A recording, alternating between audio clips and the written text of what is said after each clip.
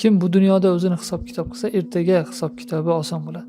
Alloh taolo aytadiki: "Ya ayyuhallazina amanu ittaqulloha wal tanzur nafsum ma qaddamat lighat wattaqulloha innalloha xabirun bima ta'malun."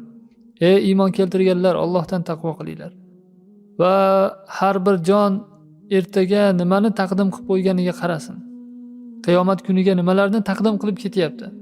Qarab qo'ysin shuni. Allohdan taqvo qilinglar, Alloh qilayotgan amallaringizdan xabardordir.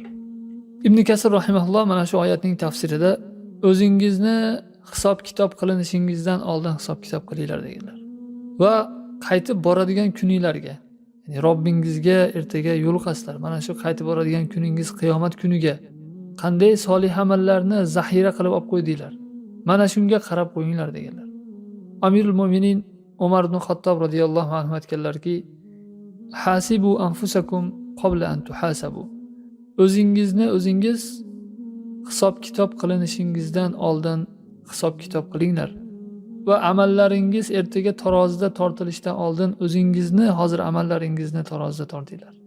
Chunki bu dunyoda inson o'zini o'zi hisob kitob qilsa, ertaga hisob kitobi oson bo'ladi.